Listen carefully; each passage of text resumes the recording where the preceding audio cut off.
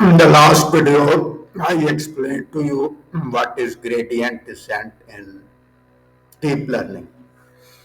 This is our simple feed-forward neural network. It has got two hidden layers. This is the input layer and this is the output layer. Now, forward pass is when we pass the data from input layer to the first hidden layer, and then from the first hidden layer to second hidden layer, then to the output layer. This is the forward pass.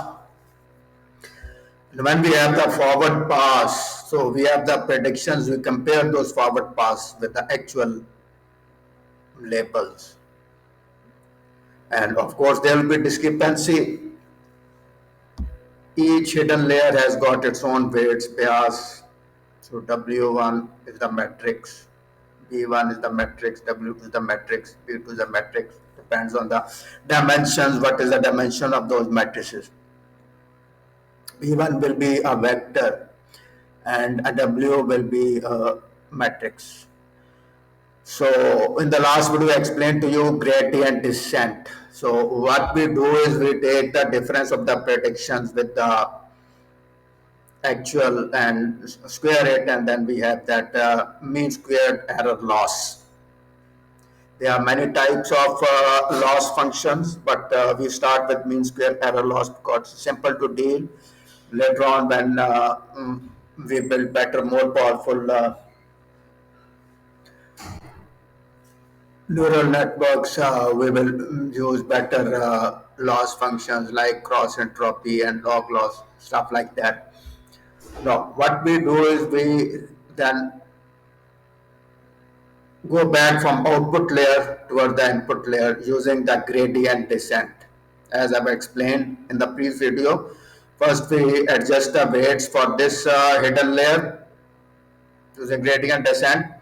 Each weight as the derivative of the mean squared error loss function is just the predictions minus labels, simple. Explained to you in the previous video. So we just multiply the weight, present value of the weight. We start with the random value of the weight for in the first forward pass. It can be any value. You can choose 0, 1, 2, whatever, but it's better to use it random. So on the first forward pass, we have got values. Now we want to adjust. Now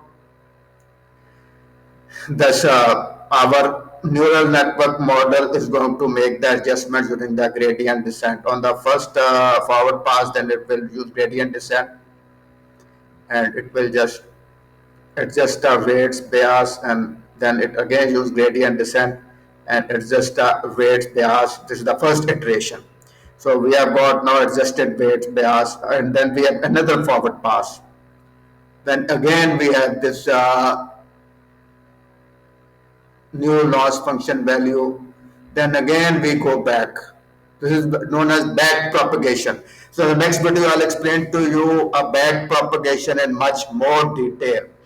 For now, what I want to tell you is that in our case we have got 4,000 samples, and in actual cases there can be thousands of samples. Means input can be a very big data set. It can be 50,000 samples, 100,000 samples. So it is big thing, and to calculate the gradient descent for each sample will be time consuming. It can take hours.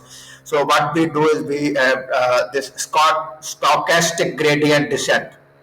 In stochastic gradient descent, on the first iteration, we choose a random from these samples, random samples.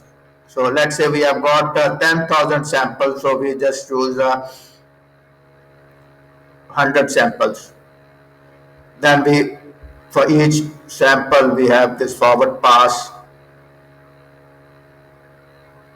right? And then we add cumulative loss. Then we start the backward pass, back this gradient descent in the back direction, known as back propagation. So for that sample, this 100, we and then minimize the loss function. So this first iteration. On the second iteration, we again choose 100 samples random. again make forward pass, then again go back in the direction and adjust the weights bias. So using gradient descent. So then we again in the third iteration repeat this process. So the stochastic gradient descent helps us in reducing the workload, and it helps us minimizing the loss function in a short time as compared to calculating the gradient descent for each sample. I hope you have now understood this concept.